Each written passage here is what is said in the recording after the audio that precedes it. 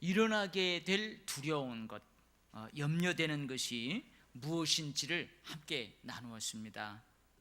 너의 순수함, 너의 아름다움, 네가 가지고 있는 그 영예, 명예, 명성, 패기, 힘, 그것을 한순간에 잃게 될까 하는 염려가 있다. 네가 수고하여 지금까지 얻은 돈, 모든 재산을 일순간에 상실하게 될까 염려하는 것이 있다. 두려워한다. 마지막 때에 아이고 내가 왜 이렇게 살았는가 후회할까, 한탄할까 두렵다. 그리고 많은 사람들 앞에서 그 죄악 때문에 그 죄악에 따르는 치명적인 보응을 받게 될까 염려하고 두렵다. 우리가 이런 것들을 살펴봤어요. 근데 이렇게 두려워하는, 염려하는 일이 발생하지 않을 수도 있어요. 우리하고 전혀 상관이 없을 수도 있어요. 그러면 이러한 두려워하는 것들, 염려하는 것들이 우리하고 전혀 상관이 없도록 하기 위해서는, 즉 우리의 삶에서 이런 일들이 일어나지 않도록 하기 위해서는 어떻게 하자고요? 첫 번째, 지혜에 주의하며 명철에 귀를 기울이라. 신중하게 그리고 사려 깊게 생각하고 너의 입술의 말, 그리고 늘 삶에서 옳고 합당한 하나님의 지식에 기반을 둔 삶을 살도록 해라. 그리고 음녀의 말과 가르침을 너의 길에서 멀리하라. 그의 집 문에도 가까이 가지 말라 그랬어요. 지난주 우리가 살펴봤는데 오늘 또 나옵니다. 근데 지난주 음녀가 상징하는 게 있다고 그랬어요. 음녀는 하나님의 말씀과 가르침에 반대되는 개념이에요. 이방의 우상 숭배, 성적인 타락, 그리고 성전의 창녀들, 그 이방의 문화, 그리고 그러한 이방의 가치관을 상징한다고 그랬어요. 그러니까 너의 삶의 방식을 그 이방의 우상들이 가르치는 가치관에 따라서, 문화에 따라서 살지 말아라. 그리고 그들이 야 이렇게 살라 하고 막 입에 꿀송이처럼 단 말로 유혹을 해도 마치 그들이 나에게 못된 전염병을 전해주는 전염병 환자처럼 대하라 그랬어요. 그래야 하면은 이러한 두려워하는 일들, 염려하는 일들이 우리에게 일어나지 않아요. 우리에게 일어나지 않아요. 우리가 지난주 그런 은혜를 나눴고, 오늘은 이제 오늘 본문에서 언급되는데 뭐가 나와요? 우물이 나와요. 너의 우물, 너의 샘, 그리고 네가 젊어서 취한 아내, 이러한 것이 나오고, 그 다음에 또 뭐가 나와요? 지난주에 나왔던 것처럼 음료, 이방 계집이 나와요. 근데 이거 분명히 어떠한 비유예요. 이게 어떠한 상징이에요. 그래서 오늘 우물, 샘, 네가 젊어서 취한 아내, 음료, 이방 계집, 이것들이 무엇을 비유하고 있는가, 뭘 상징하고 있는가 우리가 함께 살펴보도록 하겠어요. 오늘 15절 말씀, 너는 내 우물에서 물을 마시며 내 샘에서 흐르는 물을 마시라. 어찌하여 내 샘물을 집 밖으로 넘치게 하며 내 도랑물을 거리로 흘러하겠느냐. 그 물이 내게만 있게 하고 타인과 더불어 그것을 나누지 말라. 계속 이어져요. 그리고 내 샘으로 복되게 하라. 여러분, 샘을 어떻게 하면 복되게 하는 거예요? 네가 젊어서 취한 아내를 즐거워하라. 이렇게 쭉 나와요. 이스라엘 지방에서 생명을 유지하면서 살아가기 위해서는 샘이 중요합니다. 우물이 참 소중해요.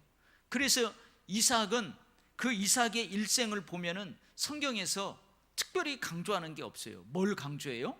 우물 파는 것을 강조해요. 우물을 팠어요. 그럼 그들이 와서 빼앗아. 그러면은 다투지 않고 그냥 그대로 주고 또 이동해 갖고 또 우물을 파요. 또 우물을 파고 우물을 파고. 그래서 이스라엘 지역에 있어서 이스라엘 민족들에게 이 샘과 우물은 지금의 뭘로 생각을 하냐면, 여러분 여기 주유소로 하나로 생각하면 돼요. 여러분의 부모님들이 여러분에게 저 주유수 한 3-4개를 여러분들에게 물려줬다고 생각해 봐요. 그만큼 귀한 거예요. 그래서 이스라엘에서 셈과 우물은 살아가는 데서 너무너무 소중한 거예요. 그 소중한 셈, 우물을 오늘 언급하고 있어요. 그런데 아가서 4장 12절 말씀에 보면 뭐라고 되냐면, 제가 한번 읽어볼게요. 내 누이, 내 신부는 잠근 동산이요 그랬어요. 내 신부, 내 신부는, 그러니까 내 아내는, 나하고 결혼한 내 아내는 잠근 동산이요, 잠겨져 있는 동산이요, 덮은 우물이요, 봉한 샘물이로구나 그래요. 그러니까 나하고 결혼한 내 아내는 울타리를 두른 동산, 봉에 둔 샘, 그러니까 비밀에 쌓인 동산이란 말이에요. 비밀에 쌓인 우물이란 말이에요. 이 말은 뭐냐면, 공개되지 않은, 나 혼자만이 누릴 수 있는 그 동산이고, 공개되지 않은, 나 혼자만이 마실 수 있는 우물, 샘물이라 그 말이에요. 누가요? 여러분의 아내가, 여러분의 남편이. 혹시 여러분 부부간에 비밀이 없는 사람 있어요? 아니, 공유된 비밀, 그러니까 아내가 모르는 나만의 비밀, 남편이 모르는 나만의 비밀 말고 이 부부가 공유하는 비밀스러운 것이 있어요. 근데 이 부부간의 비밀스러운 것을 막 여기저기 떠벌리고 다니는 사람 있을까요? 없을까요? 그런 사람은 없을 거예요. 예를 들면은, 김집사, 우리 집사람은 말이야, 왜 이렇게 잘 때 침을 흘리고 자는지 몰라. 아이고, 왜 이렇게 잘 때 김집사, 우리 마누라는, 우리 집사람은 말이야, 잠잘 때 왜 이렇게 배를 후라둥 내놓고 배를 막 덕덕 긁으면서 자는지 몰라. 여러분, 이런 이야기를 설령 자기 아내가 그런 이야기 그렇게 한다고 하더라도 여러분 그거 떠벌리고 다닐 사람 있어요, 없어요? 없어요. 제가 지금 조금 약하게 표현을 했지만, 여기에서 내 신부는 잠근 동산이고 덮어둔 우물이고 봉한 샘물이다. 부부간의 이 비밀스러운 일, 이것은요, 여기 미성년자가 없으니까 그렇죠. 여러분, 부부간의 성생활에 있어서의 그 비밀들, 그 비밀을 떠벌리고 다닐 사람이 어디 있겠어요? 아무도 없다는 거죠. 그러니까 어떻게 해요? 이 말은 무슨 말이냐면, 아내는, 남편은 결혼하면은 이 아내는 나만의 아내예요. 이 남편은 나만의 남편이에요. 이 비밀을 누구하고 공유하면 안 돼요. 그 비밀들을 공개할 수 없어요. 그만큼 소중한 거예요. 아멘? 네. 그래서 제가 이제 주례를 할 때 그러죠. 이 시간 이후로 여기 서 있는 아내는 나만의 아내입니다. 여기 서 있는 신랑은 나만의 신랑입니다. 이제 여기 기웃 저기 기웃 하면 안 됩니다. 그러잖아요. 그래서 여러분, 오늘 여러분도 성경을 읽으면서 제가 이렇게 설명을 하지 않더라도 오늘 본문에 나오는 셈, 우물은 뭘 상징해요? 오늘 제가 이 아가서의 말씀을 인용하지 않았더라도 여러분들이 딱 읽다 보면은 18절 말씀에 내 셈으로 복되게 하라, 셈 우물 이야기를 하다가 갑자기 무슨 이야기가 나와요? 내가 젊어서 취한 아내를 즐거워하라. 아니, 셈 우물 이야기하다가 갑자기 아내 이야기가 나와요. 그러면 여러분들이 이 성경을 딱 읽다가 보면 대부분 이 샘물, 이 셈, 이 우물은 젊어서 취한 아내를 상징하는구나, 그렇게 알 수 있어요. 그래서 이 셈에서 솟아나는 샘물, 여러분 그 옹달샘 있잖아요.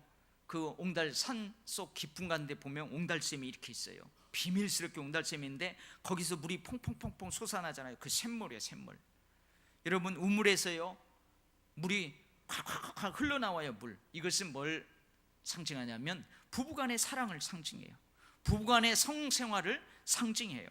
그래서 어떻게 해요? 오늘 말씀에 보면 너의 샘물을 집 밖으로 넘치게 하겠느냐 그러는 거예요. 이 의문문으로 물어보는 거예요. 너의 샘물을 집 밖으로 넘치게 하겠느냐? 너의 도랑물을 거리로 흘러가게 하겠느냐? 너에게만 있게 하고 타인과 더불어 나누지 말라, 이 말이에요. 이 말은 뭐냐면 부부간에는 다른 사람과의 문란한 성생활을 허락할 수 없다, 그 말이에요. 아멘?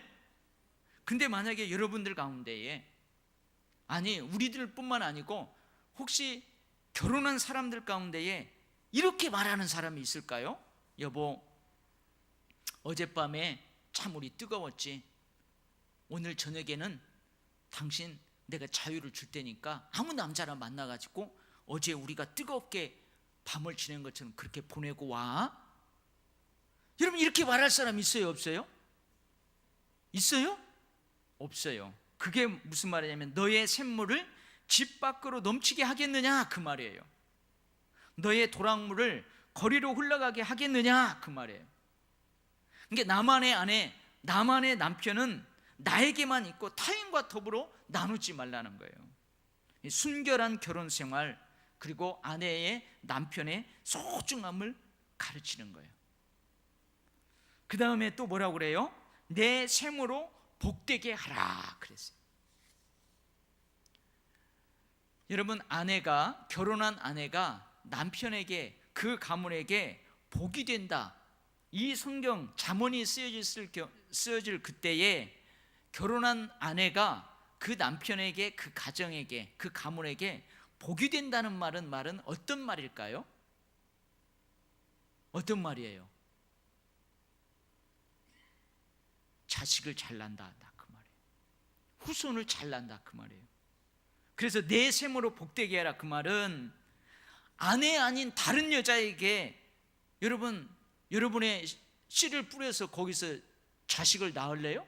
No, 아니에요. 젊어서 취한 아내에게 아내가 내 자식을 낳을 때 그 아내를 복되게 하는 거예요. 그 가문을 복되게 하는 거예요. 그렇게 복되게 하라는 거예요. 그 다음에 내가 젊어서 취한 아내를 즐거워하라. 즐거워하라. 이것도요, 지금 이 잠언에서는 좀 유하게 표현을 했어요. 네가 젊어서 취한 아내를 즐거워하라. 너는 그의 품을 항상 족하게 여기라. 이거 유하게 아주 표현하고 있어요. 여러분, 아가서도 읽어보면요, 그 야한 말들이 많이 나옵니다. 아주 에로틱한 장면들이 많이 나와요. 근데 우리나라 성경 번역할 때 좀 유하게 번역을 하고 있어요. 그래서 여기도 마찬가지예요. 내 샘으로 복되게 하라. 네가 젊어서 취한 아내를 즐거워하라. 너는 그의 품을 항상 족하게 여기라. 이게 뭔 말이냐면 부부간의 성생활에 있어서 서로 만족시키고 서로 만족을 주라, 그 말이에요. 그렇게 하라는 거예요. 사랑스러운 암사슴 같고 아름다운 암노로 같도다 하면서요, 서로 만족시키고 만족해 하면서 그걸 족하게 여기며 살아라, 그 말이에요. 여기 사랑스러운 암사슴, 아름다운 암노로, 이것도 에로틱한 표현이에요. 유하게 이렇게 번역을 한 거예요. 그의 사랑을 항상 연모하라. 여러분, 이게 무슨 말이에요? 이 앞부분에서는 부부간의 순결한 결혼 생활, 그리고 아내와 남편을 소중하게 여기라, 그렇게 가르쳤다면 이제 뭐예요? 젊어서 취한 아내로 만족하라. 젊어서 취한 남편으로 만족해하라. 서로 복되게 하라. 즐거워하라. 항상 사랑하라. 행복한 결혼 생활을 하라. 누구하고만? 결혼한 젊어서 취한 너의 아내하고만, 너의 남편하고만 그렇게 하라는 거예요. 자, 여러분, 이게 지금 아비가 아들에게 가르치는 교훈이에요. 그래서 실제로 아들아, 네가 결혼하거든 네 아내하고 너하고 그렇게 부부 생활을 해야 된단다. 그렇게 결혼 생활을 해야 된단다. 실제적인 결혼 생활에 대한 권면이기도 하지만 이것은 비유예요. 이건 상징이에요. 왜 이 부부간의 순결한 결혼 생활, 아내의 소중함, 남편의 소중함을 강조하고 있을까요? 왜 행복한 결혼 생활을 강조하고 있을까요?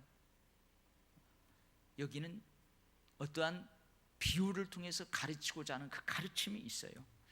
우리가 성경에서 보면 이스라엘과 하나님과의 관계를 표현해 주는 그 표현이 있어요. 비유가 많이 있어요. 근데 그 중에 하나가 뭐예요? 신약 시대에도 교회와 예수님과의 관계를, 성도와 예수님과의 관계를 비유로 표현하는 그 비유가 있어요. 그게 뭐예요? 신랑과 신부예요. 하나님 예수님이 신랑이에요. 신부는 이스라엘 백성이 신부예요. 성도가 신부예요. 교회가 신부예요. 그래서 이스라엘과 하나님과의 관계, 교회와 그리고 성도와 예수님과의 관계는 부부관계나 마찬가지라는 거예요. 그래서 어떻게라고요? 부부간의 순결하고 에로틱한 사랑으로 그 행복한 결혼 생활을, 순결한 결혼 생활을 하는 것처럼 아들아 하나님을 그렇게 사랑하라, 그 말이에요. 아들아 주의 가르침, 주의 말씀, 그 속에 담겨있는 지혜와 명철을 너의 삶에 복되게 하라. 그것을 즐거워하라. 항상 그 말씀을 사랑하라, 그 말이에요. 그러니까 무슨 말이에요? 이 샘, 우물, 네가 젊어서 취한 아내, 거기에다가 하나님을 다 넣어봐요. 하나님을 넣어봐요. 나 자신을 넣어봐요. 여러분, 하나님은 나를 사랑하고 내가 사랑하는 부부예요, 부부. 근데 여러분, 하나님을 버려버리고 다른 남자를 찾아가요. 하나님을 버려버리고 다른 여자를 찾아가요. 예수님을 버려버리고 교회를 버려버리고 성도가 다른 데를 찾아가요. 여러분, 이게 뭐예요? 바로 이게 우상숭배인 거예요. 이게 우상숭배인 거예요. 절대 그러지 말라. 아들아, 절대 그러지 말라. 예수님 믿다가 실증 내지 말라. 하나님 믿다가 실증 내지 말라. 하나님의 말씀, 하나님의 훈계, 명령, 하나님의 지혜와 명철, 그거 실증 내지 말라. 여러분, 그럴 사람, 여기 있는 사람은 그럴 사람 없을 거예요. 교회 나와서 예수 믿어봐도 별 소용이 없어. 한 6개월 다니니까 소용없어. 아니 1년, 10년, 20년 교회 다니도 이거 예수님 믿어도 별 뭐 그런 것 같아. 그래서 어떻게 해요? 그 예수님을 버리고 예수님의 가르침을 버리고 어디로 가는 거예요? 아이고 거기는 좋아. 1년에 한 번씩만 가면 돼. 보름날 한 번씩만 가면 돼. 헌금하라고도 안 해. 특별한 날 그냥 기와장이나 몇 장 사서 거기다 놓고 등이나 4월 초파일날 가서 등이나 다루면 돼. 그래가지고요, 여러분, 하나님 버리고 그렇게 직분까지 받은 사람이 그거 버리고 저 절간으로 갔다고 생각을 해봐요. 그러지 말라는 거야. 아들아, 너는 절대 그러지 마라. 그렇게 교훈하고 있는 거예요. 그 다음에 이제 뭐가 나와요? 음녀, 이방 계집이 나와요. 내 아들아, 어찌하여 음녀를 연모하겠으며 어찌하여 이방 계집의 가슴을 안겠느냐. 어찌하여 소중한 아내를 두고 음녀를 연모하겠느냐. 이 말을 이제 바꾸면 어찌하여 너에게 그렇게 생명인 하나님 예수님을 버리고 이방 그 우상 숭배에 빠지겠느냐. 그 이방의 음란한 풍습들, 잘못된 가치관을 따라서 살겠느냐, 그 말이에요. 어찌 아름다운 아내를 두고 이방 계집의 가슴을 안겠느냐. 여러분, 이것도 참 유하게 표현해놨어요. 아주 에로틱하게, 아주 그렇게 해석할 수, 아니 그렇게 번역을 할 수 있는데 유하게 그렇게 해놨어요. 여러분, 음녀 이방 계집은 뭐라고 그랬어요? 하나님의 말씀과 가르침에 반대되는 개념이라고 그랬어요. 이방의 우상 숭배, 성적 타락, 성전의 그 창녀들, 공식적으로 성전에 그 대기하고 있는 우상의 그 신전들에 대기하고 있는 창녀들, 이방의 문화, 그 가치관을 상징한다고 그랬어요. 여러분, 젊어서부터 아비를 통하여서, 아버지를 통하여서 신앙을 다 받았어요. 하나님을 믿고 예수 그리스도의 가르침을 받고 하나님의 가르침을 받으며 살았어요. 근데요, 실증 난다고 이거 아닌가 보다, 그리고 푹 떠나는 거예요. 하나님도 버리고 예수님도 버리고 말씀도 버리고 다 버리고 그냥 세상의 쾌락에, 세상의 잘못된 가치관에 그냥 해서 구별됨 없이 그렇게 살아가요. 아들아, 절대 그렇게 살지 마라. 절대 그렇게 살지 말라. 지금 교훈하는 거예요. 그러면서 뭐라고 그래요? 21절, 대저 사람의 길은 여호와의 눈앞에 있나니 그가 그 사람의 모든 길을 평탄하게 하시느니라. 이게 무슨 말일까요? 하나님께서는 악한 자와 선한 자 모두 감찰하신다는 거예요. 그렇죠. 비가 내려요. 비가 내리면은, 여러분 그거 봤어요? 비가 내리면은 비가 막 우르르스스 내려요. 단비가 내려요. 근데 여러분들이 멀리서 딱 보면은 혹시 그런 거 봤어요? 비가 하늘에서 막 내리는데 사람들이 갑자기 비가 내리니까 아이고 오늘 왜 이렇게 비가 온다냐 하고 막 피해가요. 근데 여러분들이 처마 밑에서 그 피하는 사람들을 가만히 봐봐요. 그러면은 그 중에서 착한 사람들, 선한 사람들, 예수 믿는 사람들한테는 비가 딱 안 내리고, 나쁜 짓 한 사람들, 예수 안 믿는 사람들에는 막 억수같이 비가 내리고 그러던가요? 그런 거 봤어요? 안 그래요. 비가 내리면요, 예수 믿는 사람들도 우산 안 쓰면 비 쪼록딱 맞아요. 예수 안 믿는 사람도, 악한 사람도 선한 사람도 다 비가 쫄딱 맞아요. 그런 것처럼 여러분, 하나님께서는 선한 사람만 감찰하시는 게 아니에요. 착한 사람만 감찰하시는 게 아니에요. 악한 자나 선한 자나 하나님 모두 감찰하시는 거예요. 모두 지켜보고 계세요. 선한 일이든 악한 일이든 하나님 앞에서는 숨길 수 없다는 뜻이에요. 그래서 사람의 모든 길을 평탄하게 하신다. 이 말은 뭘까요? 사람의 모든 길을 평탄하게 하신다. 이 말은 뭐냐면, 하나님은 이 사람의 선한 일, 악한 일, 이런 행위뿐만 아니고 마음에 숨은 동기까지 헤아려서 선악간에 판단하신다는 거예요. 선악간에 심판하신다는 거예요. 그래서 여러분, 길을 가다 보면은, 여러분 길을 평탄하다고 하는 길이 어떤 길이에요? 여러분 지금 우리 이 본당의 바닥은 평탄해요? 평탄하지 않아요? 아주 평탄합니다. 근데 우리 밖에 나가서요, 도로 포장 안 된 비포장도로 보면은요, 울쭉불쭉해요. 왜 그래요? 툭 튀어나온 데가 있고 움푹 꺼진 데가 있어요. 이런 길을 평탄하다고 하지 않아요. 여러분, 그 지금 잘 만든 그 차를 타고 울퉁불퉁한 그 길을 달리잖아요. 그러면 속도 못 내요. 이리 흔들리고 저리 흔들리고 앞으로 흔들리고 저리 흔들리고 그래요. 그래서 평탄하게 한다는 것은 뭐예요? 길을 평탄하게 한다는 말은 뭐예요? 높은 것은 깎는 거예요. 높은 것은 깎고요, 그 깎은 흙으로 낮은 곳은 메꾸는 거예요. 그래서 어떻게 해요? 평탄하게 해요. 그런 것처럼 하나님께서는 선한 일에는 복을 주시고 악한 일에는 화를 주시는 이 일을 통해서 사람들의 인생을 평탄하게 하신다, 그 말이에요. 할렐루야. 그 말이에요 이게. 그러면서 뭐라고 그래요? 걸려 넘어지는 악인, 줄에 매이는 죄인의 삶을 떠나라는 거예요. 그렇게 떠나라는 거예요. 훈계를 받지 아니하는 심히 미련함을 버리라는 거예요. 그리고 어떻게 하라는 거예요? 네 샘, 그 샘에서 솟아나는 우물물을 즐거워하라, 만족하고 사랑하고 사모하고 그래라.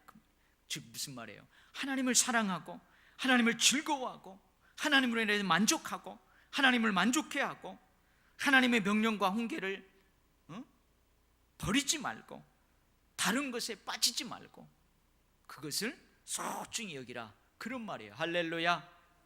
그래서 여러분, 오늘 아비가 아들에게 하는 훈계인데, 실제로 네가 결혼하거든, 네가 결혼했으면 네 아내와 남편 평생 소중하게 여기며 순결한 결혼생활, 행복한 결혼생활을 하라. 이게 실제적인 권면이기도 하지만 그것은 비유라고 그랬어요. 부부간에 순결한 결혼생활, 행복한 결혼생활을 하는 것처럼 하나님을 끝까지 그렇게 사랑하고 하나님 떠나지 말고, 음녀가, 이방 계집이 혹시 막 너를 유혹한다 할지라도, 혹시 네 아내와 같은, 여기 사실은요 사랑스러운 암사슴, 아름다운 암놀은요 그 몸을 이야기하는 게, 몸을, 혹시 이방 여인이, 음녀가 그 아름다운 몸매로, 노출된 몸매로 너를 막 유혹한다고 해도 절대 빠져들지 말라는 거. 우리 지난 시간에 본 것처럼 이방의 그 타락한 문화나 삐뚤어진 가치관들이 막 꿀송이처럼 달게 너를 유혹한다 할지라도 거기에 빠지지 말라, 그 말이에요. 오늘 그래서 우리가 실제적인 결혼 생활에 대한 권면이기도 하지만 그 결혼 생활을 통해서 하나님과 이스라엘과의 관계, 예수님과 교회와 관계, 예수님과 나와의 관계를 부부 관계로 비유하면서 우리가 하나님에 대해서, 하나님의 말씀과 명령에 대해서, 그 안에 담겨있는 지혜와 명철에 대해서 어떻게 하면서 살아야 될지, 그것을 권면하고 있는 거예요. 할렐루야. 자, 이 말씀을 이제 생각하면서 우리 4장 5장 15절에서 23절을 한번 읽고 제가 기도하고 설교를 마치겠어요. 자, 15절부터 우리 천천히 같이 읽습니다. 너는 내 우물에서 물을 마시며 내 샘에서 흐르는 물을 마시라. 어찌하여 내 샘물을 집 밖으로 넘치게 하며 내 도랑물을 거리로 흘러가게 하겠느냐. 그 물이 내게만 있게 하고 타인과 더불어 그것을 나누지 말라. 내 샘으로 복되게 하라. 내가 젊어서 취한 아내를 즐거워하라. 그는 사랑스러운 암사슴 같고 아름다운 암노루 같으니 너는 그의 품을 항상 족하게 여기며 그의 사랑을 항상 연모하라. 내 아들아, 어찌하여 음녀를 연모하겠으며 어찌하여 이방 계집의 가슴을 안겠느냐. 대저 사람의 길은 여호와의 눈앞에 있나니 그가 그 사람의 모든 길을 평탄하게 하시느니라. 악인은 자기의 악에 걸리며 그 죄의 줄에 매이나니 그는 훈계를 받지 아니함으로 말미암아 죽겠고 심히 미련함으로 말미암아 혼미하게 되느니라. 아멘. 기도하겠어요. 하나님